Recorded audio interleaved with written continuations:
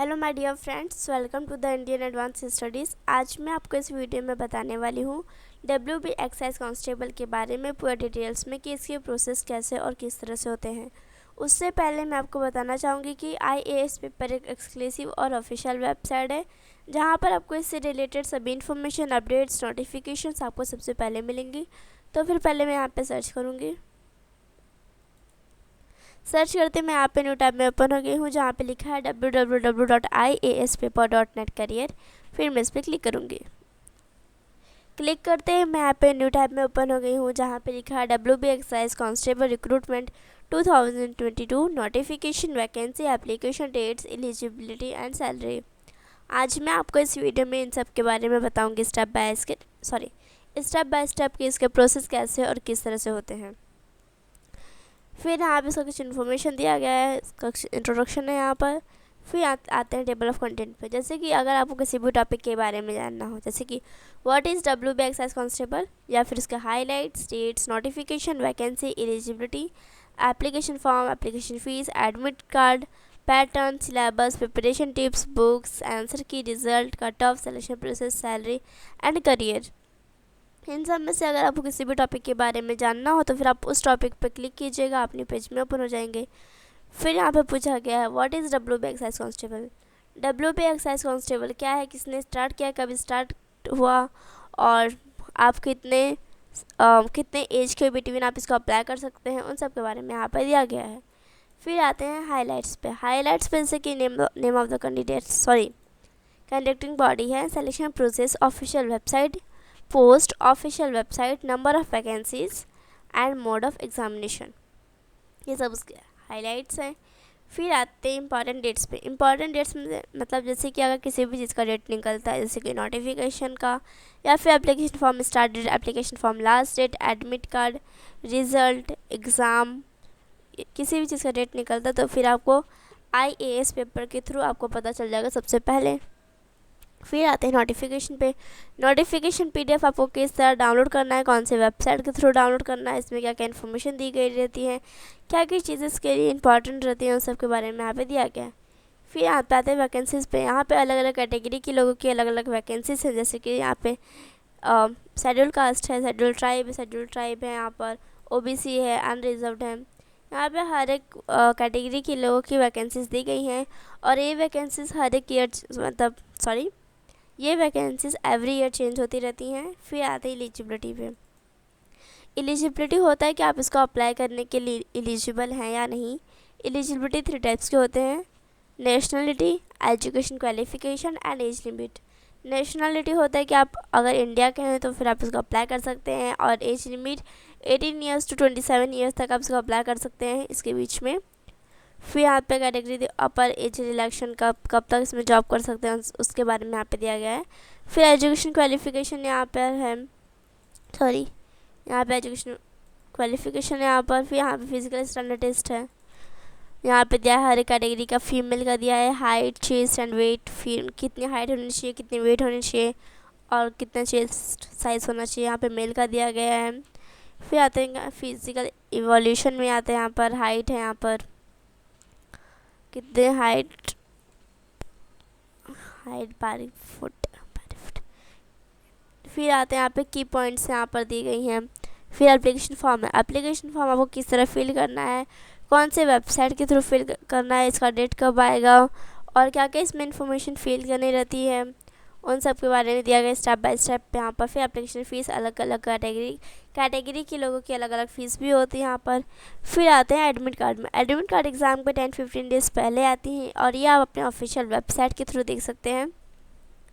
आपको इसको किस तरह डाउनलोड करना है, क्या करना है, और उसमें कौन कौन सी इन्फॉर्मेशन दी गई रहती है, जैसे कि यहाँ पे दिया गया है पार्टिसिपेट्स कंप्लीट फुल प्रोफाइल, जैसे कि name, age, birth date, gender. फिर यहाँ पे पेरेंट्स है या फिर गार्जियन इन्फॉर्मेशन दिया रहता है, उनका नेम दिया रहता है। फिर यहाँ पे photograph and signature, time and subject, centre and code, date and time. फिर participants registration number, participants seat number, and कुछ इंस्ट्रक्शंस रहते हैं कुछ उसमें। फिर आते हैं एडमिट कार्ड पे, यहाँ पे की फैक्टर्स दिए गए एडमिट कार्ड के। फिर एग्ज़ाम पैटर्न होता है कि आपको कितने मार्क्स के क्वेश्चन आएंगे, कितने क्वेश्चन आएंगे, कितना आपको टाइम मिलेगा उसको सॉल्व करने के लिए, कौन कौन सी सब्जेक्ट होती हैं, उन सब के बारे में यहाँ पे दिया गया है। फिर आते हैं एग्ज़ाम सिलेबस में, कौन कौन सी सिलेबस आपको पढ़नी है, कौन कौन सी बुक्स इंपॉर्टेंट है, किस तरह आपको बुक्स की PDF डाउनलोड करनी है, कौन कौन सी सब्जेक्ट की डाउनलोड करनी है। यहाँ पे जैसे इंग्लिश का दिया गया है, हर एक टॉपिक यहाँ पे दिया गया है, कौन कौन सी टॉपिक्स होती है, एवरी टॉपिक्स यहाँ पर है। फिर जनरल अवेयरनेस है यहाँ पर, फिर जनरल नॉलेज सिलेबस है, और मैथमेटिक्स है, रीजनिंग है, हर एक सब्जेक्ट का यहाँ पे दिया गया है। वर्बल रीजनिंग है और नॉन वर्बल है।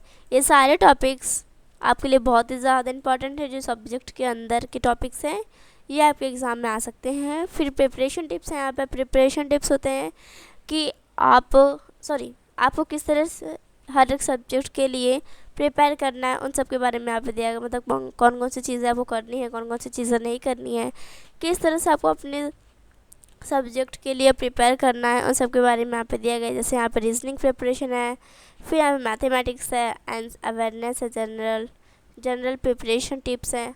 हर एक बुक्स के प्रिपरेशन दी गई हैं। फिर यहाँ पे रिकमेंडेशन बुक्स हैं। यहाँ पे जैसे सब्जेक्ट है, यहाँ पर कौन से ऑथर ने, मतलब जिस भी ऑथर का नेम यहाँ पे लिखा गया है, नेम ऑफ द बुक है, सब्जेक्ट है, ऑथर नेम है।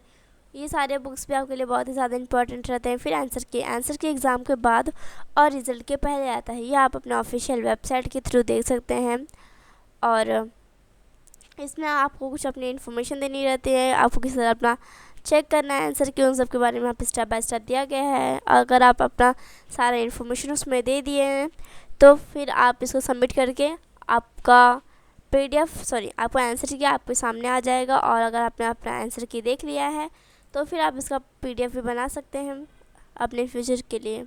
फिर यहाँ पे रिज़ल्ट दिया गया। रिज़ल्ट एग्ज़ाम के बाद आते हैं कुछ दिन बाद, और ये आप अपने ऑफिशियल वेबसाइट के थ्रू देख सकते हैं। इसमें कुछ स्टेप्स दी गई रहती हैं, और अगर आप अपना रिज़ल्ट देख लिए हैं, हर एक चीज़ सब फॉलो करके कि अपना सारा, जैसे कि roll number, registration number and birth of date, ये सब अगर आपने डाल लिया है, इसमें फिल कर लिया है, तो फिर आप इसमें अपना रिज़ल्ट देख सकते हैं। फिर आते हैं यहाँ पे कट ऑफ मार्क्स हैं। यहाँ पे जैसे कि EC का है, EC के लिए 48% to 54% के बीच में आना चाहिए। OBC A के लिए 65 to 72, OBC A EC के लिए 61% to 66। यहाँ पे हर एक कैटेगरी के लोगों का दिया गया है कि कितने अंदर किसके, मतलब कितने मार्क्स के अंडर में आ सकता है, कितने परसेंटेज के अंडर में। फिर यहाँ पे सिलेक्शन प्रोसेस अगर आपका सारे डॉक्यूमेंट्स सही हैं और अगर आपने अच्छे नंबर से पास हो गए अपने एग्ज़ाम में, या फिर आपका फिजिकल फिटनेस टेस्ट भी आपका सही था, तो फिर आप इसमें सेलेक्ट हो जाएंगे। फिर यहाँ पे सैलरी स्ट्रक्चर दी गई है हर एक पोस्ट के लोगों की। पोस्ट नेम है, पे स्केल, ग्रेड पे लेवल, फिर अदर एलिमेंट्स। फिर यहाँ पे एडिशनल बेनिफिट्स, अगर आप इसमें ज्वाइन हो गए हैं, आप इसमें अप्लाई किए थे, तो आपको इसमें क्या बेनिफिट्स रहेगा, उन सब के बारे में यहाँ पे दिया गया है। फिर यहाँ पे करियर एंड प्रमोशन, कुछ टाइम बाद आपका इसमें किसी भी पोस्ट में प्रमोशन हो जाएगा। फिर आते हैं यहाँ पे FAQs क्वेश्चंस दी गई हैं जो आपके लिए बहुत ही ज़्यादा इंपॉर्टेंट रहती है। इसकी लिंक डिस्क्रिप्शन में दी गई है, आप वहाँ पे जाके चेक कर सकते हैं। वीडियो अच्छी लगी तो लाइक कीजिए, शेयर कीजिए, सब्सक्राइब कीजिए। Thank you so much for watching my video. Thank you.